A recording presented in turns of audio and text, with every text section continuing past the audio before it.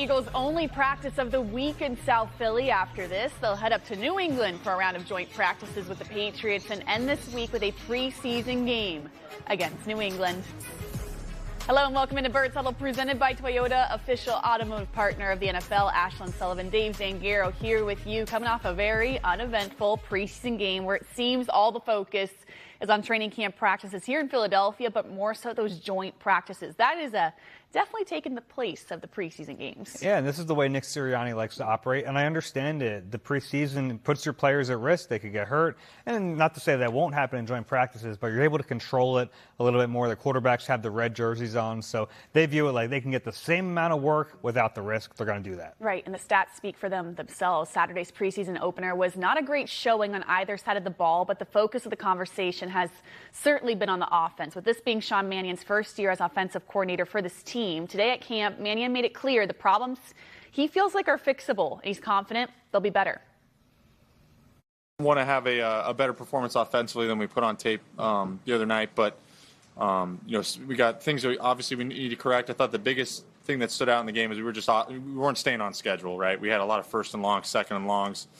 Penalties led to a lot of that, a couple negative runs. So I think if we were able to better stay on schedule and kind of eliminate some of those miscues on early downs, we'll keep ourselves in more manageable third down situations and lead to a better result.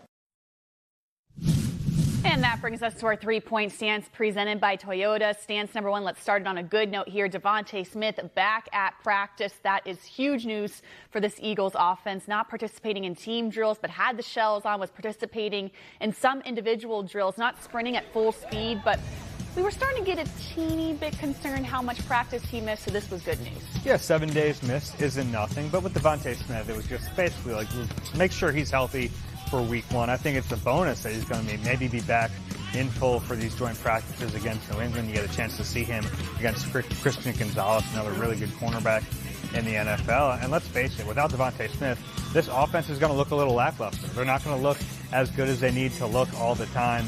So I think it's obviously a huge key for him to get back on the field.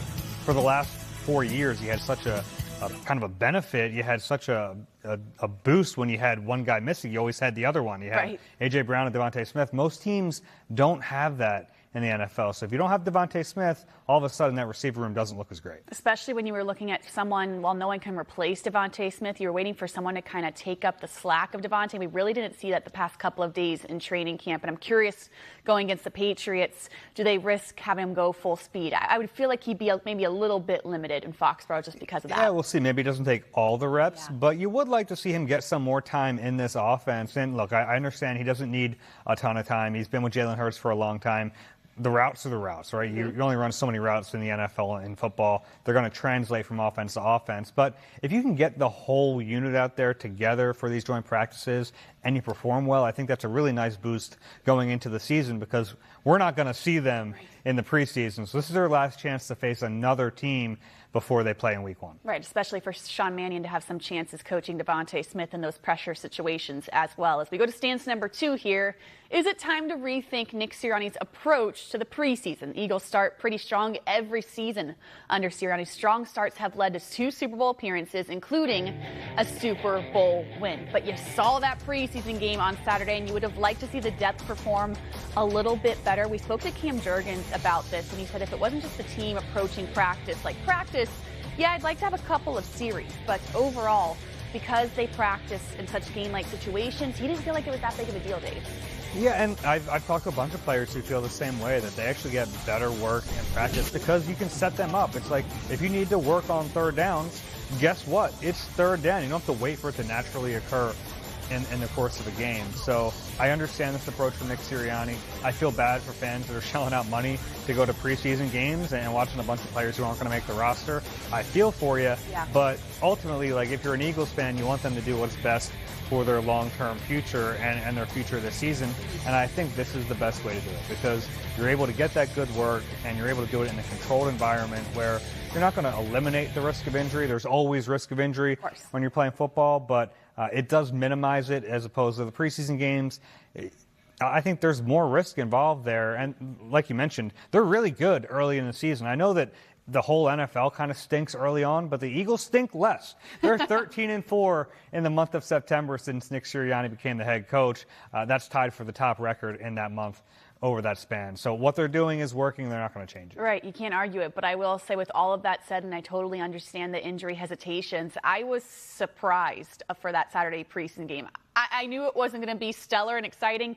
I didn't think it would be that. And I do think you have to look really seriously at the depth of this team, because I thought they'd be a little farther along than that. Yeah, it was disappointing. And it's not a reason to panic, certainly. We're talking about backup players. But even when the offense is vanilla, even when you have backup players in there, they're allowed to execute. They're allowed to not get penalties. They're allowed to not be sloppy.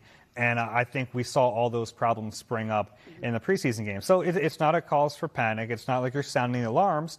But maybe you don't do that again. You have an opportunity coming up again this Saturday. Just make it look cleaner. You don't have to put up a million points. You don't have to run up and down the field. Just don't shoot yourselves in the foot. Right. Don't make it look like the 2025 version of the Eagles offense with all those 3-and-outs. We do not need that. So definitely something to pay attention to this week as we go to stance number 3. We will feel differently about the season maybe in just 1 week. The Eagles head to New England now for joint practices in the preseason game against the Patriots, and the players will too.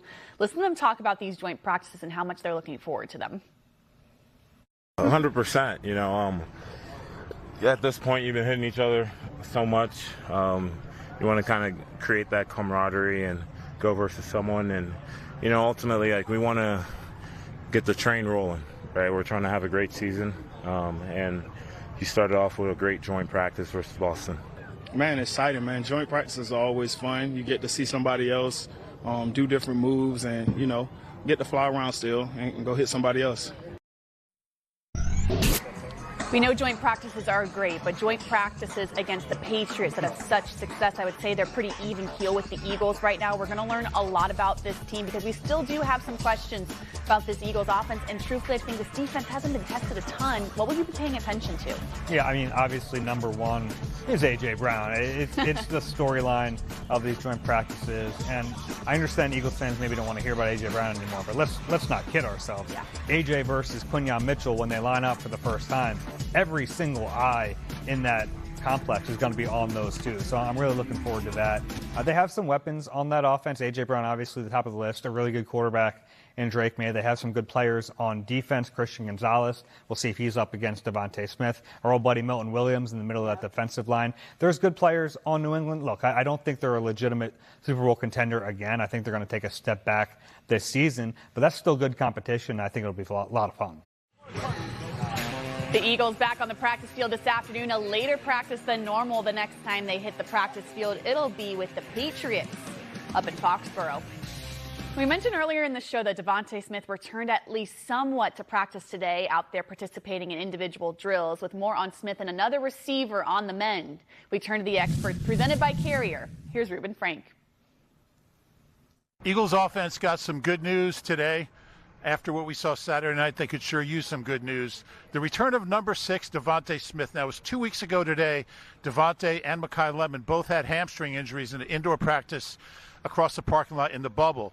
Now, we've seen the Eagles ramp up Devontae over the last week or so. We saw him out here running some sprints. We saw him doing agility drills. But today, on Monday, first practice after the first preseason game, he was back out doing everything in 7-on-7s. He was doing all the drills. He didn't do teamwork because the Eagles like to ramp guys up gradually. But so good to see him out there. Now, people say, well, he's in his 6th year. He's played a lot of football. He doesn't really need training camp. This is a new scheme, a new play caller, a new offense. He does need these reps. This is very important. He's WR1 now with, what's his name, gone to New England. I can't remember his name. So it's great to see Devontae back out at practice. Not sure he'll be practicing at the joint practices in Foxborough on Wednesday and Thursday. We'd love to see him, obviously, compete against his former teammate. But it's good to see him back. Now, as for Mekhi Lemon, he's still not practicing. He got hurt the same day as Devontae 2 weeks ago. Still out. These are valuable reps that he's missing as a rookie, new to the league, new to the offense. He really needs to get back soon. We haven't really seen a lot of drills from him on the side fields with the trainers. Really haven't seen him do much except watch practice from the sideline. He's got to get back as soon as possible. Good run, Rube, there with the joke on A.J. Brown. I like that. After the first preseason game, we're going to go a little stock up, stock down. Dave, what is your stock up for this one? I'm going with Jeremiah Trotter Jr. Obviously. I mean, this kid can play, and we've seen it now the last 2 training camps. If anyone watched that game on Saturday, first, find a hobby. Second, Trotter can play. I mean, he's really good. And look, I don't think there's a starting spot on this team for him. You have Jahad Campbell, they drafted in the first round, and you have an all-pro in Zach Vaughn. Maybe they try to find a package of plays to get him in there for, but most likely he's going to be on the bench this year. But you go into the season feeling like if he does need to play, they're in very good hands. Yeah, his stock is way up because that is the guy that put in so much effort in a preseason game when, frankly, he didn't really need to be playing. That said a lot about Jeremiah Trotter Jr.'s character on that field. My stock is way up on Willie Lampkin on the offensive line. Is he a guard? Is he a center? He's both. That's the beautiful thing about him. You can place him in both situations right there. You see him there. He's not the biggest guy, and we had some concerns about that, but Cam Jurgens spoke about it today. It's all about where Willie Lampkin is placing his hands. He's getting under defensive tackles. That's all that matters. And Cam Jurgens telling us you can't teach effort. Willie Lampkin is treating every rep like it is his last rep. We saw him on the preseason field. He was pushing linebackers out of the stadium, not just down the field, out of the stadium. He plays with such aggression, such violence. He knows this offensive scheme. You see his teammates starting to trust him. I'm sold on this guy. They got to find a way to work him in this offense because this is a guy that really cares, one, about making the team, but two, finding a future here in Philadelphia. Yeah, I think he's made the team. He's been that good. Natural leverage and strength. I don't care that he's 5'11", 290. Natural leverage, strength, he has both of those. He's been really good. Yeah, and just such effort as well. And now we have to address the stock downs. And there were a couple options after that preseason game. We'll just call it like it is. What are you going, Dave? I'm going to go with Eli Stowers. And this is tough because I don't want to pick on a rookie who's in his first training camp. But let's be honest, he hasn't had a very good training camp. Even though he had 3 catches in the preseason game, it was 3 catches for 12 yards. 2 of those came at the back end of that first half. He got a holding call in the very first play of the game. He's a second-round pick, and, you know, he's supposed to be this athletic specimen who's a really good pass catcher. And you'd understand if you had just seen him make some plays like that, and then you understand he's a work in progress as a blocker. All that stuff you can teach him. Right now, we're not seeing flash from him as a receiver. It's a little concerning. And, look, he's very early in his career. It's not like I'm calling him a bust yet. He's going to get time to develop. You get time when you're a high draft pick, and he deserves it. But for right now, it's been an unimpressive start to his career to the point where, like, he might not be active in week 1. Yeah. I think we might be headed that way. Well, do you trust him in situations? That's the biggest question. I don't think anyone does right now in the regular season, which is certainly concerning, but time to develop. All right, I'm going stock down on both of them. The backup quarterbacks, Andy Dalton and Tanner McKee. I was frankly surprised at their performance in the preseason game. Andy Dalton, 3 for 6, 20 yards. Tanner McKee, 6 for 10, 35 yards. Between the two of them, you don't feel any better about who your backup quarterback is. I expected some separation at this point, and you don't have it at all. Andy Dalton getting second-team reps in today's practice, but overall, I was surprised how they couldn't push the ball downfield. I was surprised how there wasn't a lot of movement in this offense. They got behind the chains very quickly, especially for how well Tanner McKee did in last year's preseason. I wasn't expecting such a struggle on Saturday. Yeah, I'm with you. I think whenever there's a competition like this, the coaches would prefer to not really have to make the decision, let the players figure it out on the field.